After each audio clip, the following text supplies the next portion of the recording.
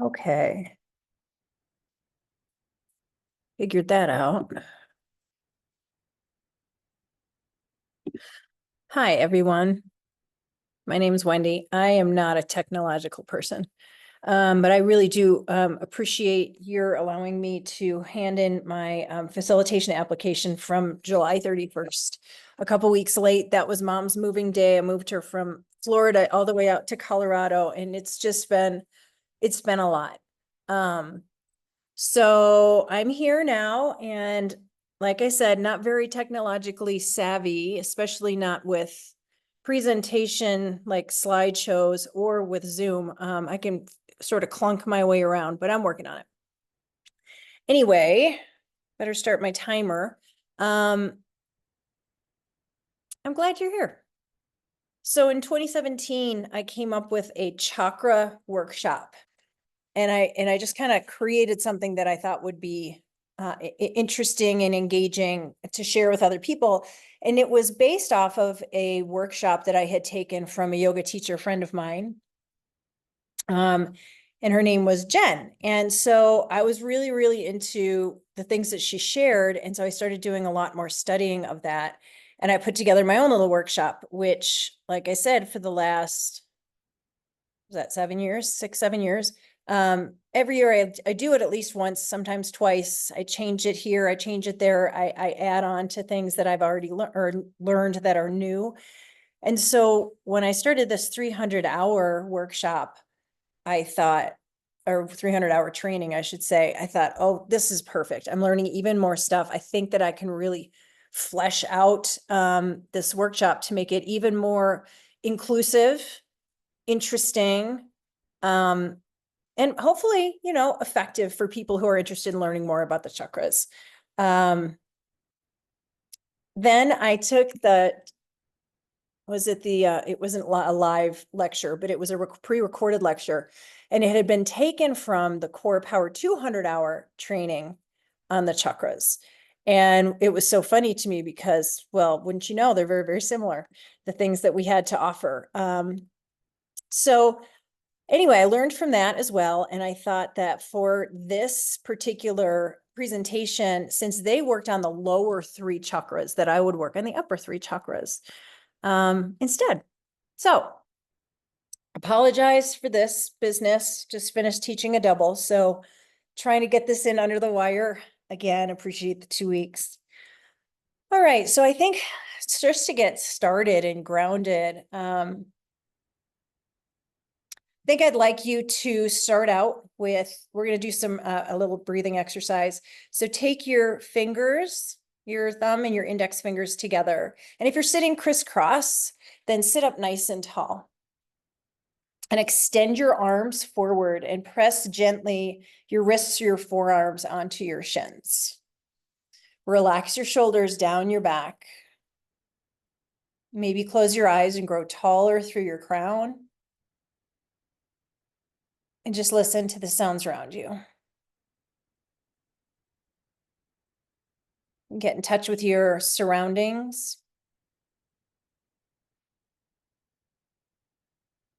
And find that connection between your body, your mind, your environment, and your breath. Very slowly take a nice deep breath in through your nose. Direct your breath down the backside of your throat and down to the bottom of your lungs and pause. Then simply reverse that exhale, Ujjayi breath. Calm and ground down. Inhale, take a nice deep breath in.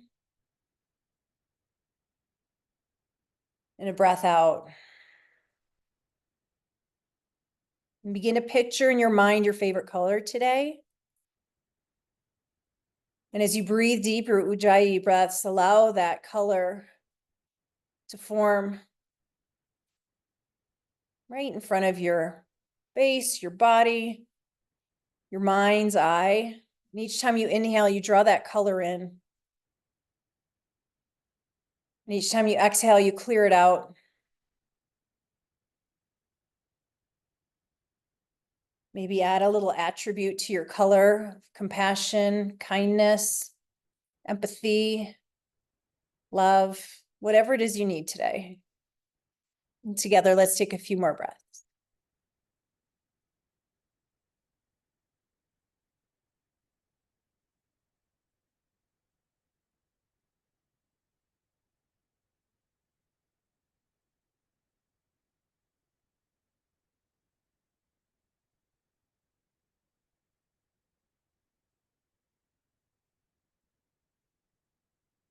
Gently relax your arms and blink your eyes open. And we'll move on a little bit. So my workshop is a yin and restore based workshop. So each posture is going to reflect each chakra. So if we're working on the upper three, we're going to get started with your throat chakra. Give me a sec here. Find that one. All right. So I've only actually had time to put together a few of these slides. So this is the idea of what it's going to look like. And the other two, I'll just work off of the printed version of the workshop. And then by the final facilitation application, I'll have everything in place. It just life hasn't lent me the time to put it together visually yet. So for your throat chakra, I'd like you to, and if you'd like to do it, I would love for you to benefit from this. So we're going to work on supported fish pose. You can take a block if you have a block. If you don't, that's fine. If you have a block, you're going to use it vertically. I like the lowest setting, the shortest one. You're going to place it between your shoulder blades. Then you're going to lay down on it and feel your shoulder blades sort of like surrounding that block. If you don't have a block, you can use a pillow to prop up your heart. You can also lay on your back and just wiggle your shoulder blades closer together so your heart space opens and your collarbones will spread. If you'd like to bring the soles of your feet together, feel free. Let your knees flop open and bound angle pose.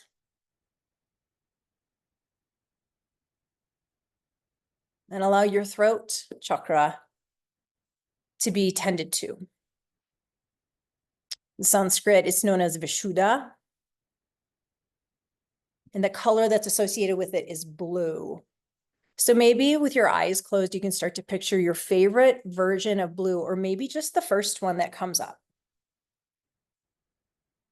Maybe you'd like to put a little shine to it, a little light to it, a little dark to it, a little sparkle to it, whatever. Maybe start to picture that working from your neck space, right? And up through your jawline, and your lips, your tongue, all of this space, your ears, all of the things that have to do with communication, speaking, and listening.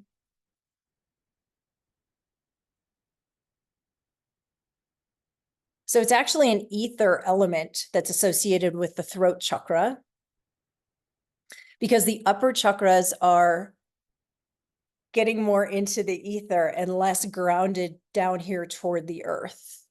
Your heart chakra holds the bottom three and the top three together, sort of bridges the gap.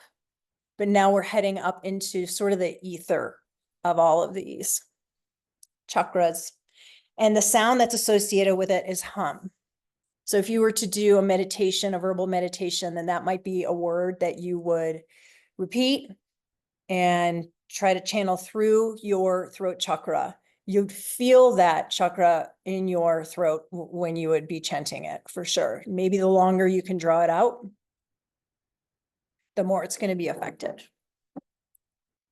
So the crystal that's associated with this is a blue lace agate. And I don't have an example of the crystals quite yet. I'm working on it, but I'm not going to actually do this next workshop for another 2 to 3 weeks. So I've got a little time to pull that together. The oils that are associated with this, the smells, the scents, the aromas that are associated with this are pretty unique per chakra. Blue chamomile and spearmint and frankincense, which I personally have never smelled. For my own personal myself, I would prefer spearmint. So when I'm doing this workshop, I will choose a spot maybe on the side of your neck or right here at the nape of your neck. And with a little tiny Q-tip, apply a tiny little bit of spearmint or whichever one that speaks to you right there. And then you'd be able to smell and get in touch with that particular chakra. There are ages associated with your chakras. And what was interesting is when I researched this, the ages can be a little bit all over the place. So I chose the ones that made the most sense to me and that resounded with me. So the age range generally that has to do with your communication, your throat chakra is ages 28 to 37, which is definitely true for myself. That's really when I came into a little bit more confidence, a lot more confidence in my life. And I was able to start formulating what I really wanted to say and communicate. And I began to learn to listen as well, because at that general time, that's also when I happened to get married and I had to really start to listen instead of just talk all about myself. Obviously, the location is in your throat, right? Jaw, ears, like I said before, your cervical spine, the upper part, vocal cords, teeth. And what's interesting is it really affects, I don't know if it affects, but it also has to do with your sleep cycles. How well you communicate can actually affect your sleep cycles. The meaning of your Vishuddha chakra is communication and self-expression and creativity. So a little bit of crossover with your sacral chakra, with that creative piece, but how you creatively speak and express your words. If it's open, your self-expression is going to be great, right? You're going to be able to clearly say what it is you're trying to say, which is what I'm working on right now, doing a presentation to myself. But if somebody ever is out there watching or listening, great.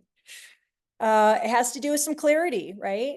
Telepathy, vocation, truth, easy communication. This next one, like I said before, is important, being a good listener. You need to be able to communicate as well as you listen. If it's blocked, you might be irresponsible with your communication and not say what you mean or say the wrong thing or say cruel things, you know? You might lie about a bunch. You might be unable to discern the truth, which is interesting because those are words put together in a sentence that I can actually understand in some other people that I've seen. You might be a bad listener. You might be interrupting. You might have trouble speaking your mind, and your sleep cycles might be screwed up. I mean, these are just a few of them. So if any of these ring true for you, we're working on clearing that out by becoming aware of what it is. Your mudra. This is an interesting one. Try to back up here. Sitting at my kitchen table. Okay. All right. It's going to be your hands interlaced, palms up, with your thumbs connecting. You're going to bring that to your heart space. Relax your shoulders. And that's how you're going to represent that throat chakra mudra. Yeah, you might close your eyes and place a blue gem, orb, light. Focus on that for a little bit. See what that represents for you. The bandha associated with this one is your Jaladhara bandha. And that's your throat lock, right? So that's kind of important. Something interesting that I learned new, and I'm still learning more about the bandhas, so I expect to be able to flesh that out a little bit more too. In Ayurveda, based on what I was reading, and this, might be different than what we're learning our 300-hour, is that it's actually representative of your active middle years, which is your Pitta dosha, which is definitely me. All right, so I'm just going to go back to this splash page for the next two chakras. And the reason is, let me stop this. The reason is I hadn't had a chance to make the other two slides. So I'm just going to bring up, there we go. All right, I'm going to bring up my written stuff for the next two chakras. All right. The next chakra is your third eye chakra, right? The seat of intuition, as they say, right in the center of your forehead, right? Right above your eyebrows. Yeah. And I think I pronounced this one ajna, which stands for your inner eye. And this one's interesting because the elements are all combined here for your third eye center, your wisdom. Yeah. The mantra is to see, and the sound is sham. So again, if you were going to do any breath work to that, perhaps a little bit of sham would be your mantra. The color is indigo, just sort of to me a light purple, a very light purple. And if I were to get you into a posture here, it would probably be child's pose. So if you are going to do this yin posture, feel free to find your child's pose, and knees will go wide, big toes will touch, belly down and arms extended forward. Sorry, that's mom. Maybe turn your wrists out a little bit or rock your forehead from side to side to activate through that third eye chakra.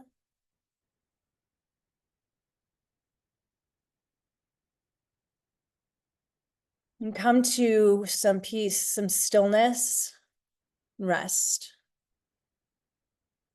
The crystal that's associated with your third eye chakra is sodalite. And the stone that's associated is an amethyst, similar colors as your indigo chakra. The oil scents and aromas that are associated with it there's several. Lemon, vetiver, sage, and rosemary. And for this next workshop, I'm going to use rosemary. And if I would probably place that oil right on the back nape of your neck, right? Higher up into your hairline, if you were in a child's pose. The ages associated with this are 37 to 44. So definitely your middle years. When you're starting to see things more clearly in life, right? Maybe you're starting a family, a career. You're letting go of maybe a little bit of that selfishness of the younger years. And you're starting to find your truth and see more clearly what this world is about and what situations are about and what people and interactions are. If that third eye is open and clear, honest. Obviously, the location is in the forehead, right? But it's connected also to your vision because it's your inner eye and your brain and your pituitary gland. The meaning is that just all knowing, all seeing, seat of intuition. I've heard it said time and time again, you just know. Back when I used to teach kids yoga, we played a little game called the intuition game. And one of the kids would hide a slip of paper underneath one of the other kids' mats without whoever was it knowing. And inevitably within 2 to 3 tries, even if it were 10 or 15 kids, those kids would get it. And I was just always surprised by that. They just knew, they just knew. Trust yourself, right? Maybe sometimes kids are a little more trusting of themselves than we are.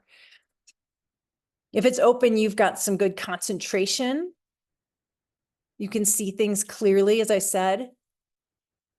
And it says that it embodies elements in their purest form. And I think that's an interesting sentence that I think I'd like to investigate more. You're able to see the big picture and the truth. If it's blocked, you've got some stress. You're probably pretty exhausted because you're not seeing things clearly, right? You might be having trouble concentrating, headaches. You might have issues with hearing. You might be a know-it-all. I don't think, who wants to be a know-it-all? And the shadows of a blocked third eye center would be inner emotional conflict. You know what it's like when you're not seeing things clearly and it doesn't fit with how you feel about it. So that would be an important thing to notice. And in order to clear it, you need to learn and study whatever it is that you're not seeing clearly on. Learn more, study it, let it sit and make sense to you. The mudra is interesting. You're going to take your fingers, right? Here's the church, here's the steeple, and make a steeple with your fingers. And then just connect your thumb knuckle to your heart space. Maybe roll your shoulders down your back, close your eyes, or look down at the tips of your fingers. Stretch your neck. And breathe in deep and try to make that connection from fingertips to forehead. Just with your mind's eye, perhaps an arc of color, perhaps some deep breaths.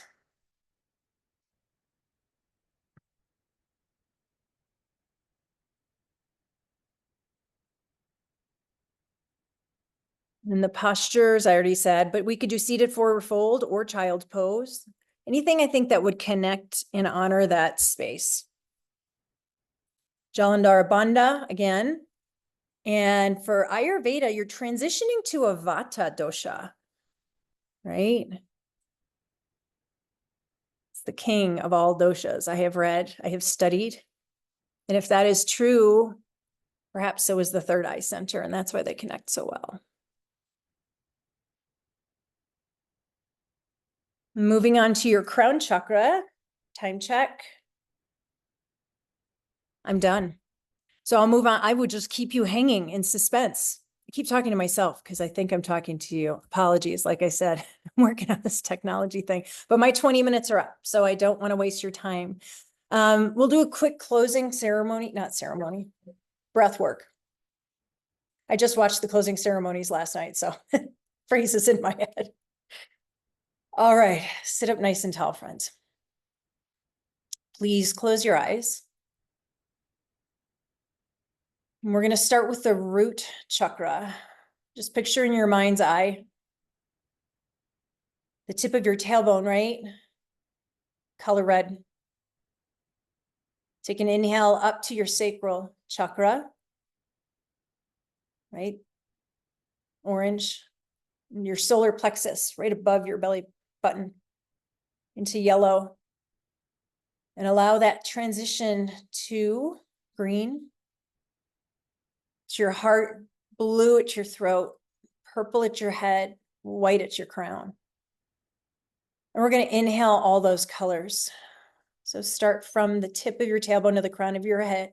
Slow inhale, red, orange, yellow, green, blue, indigo, white.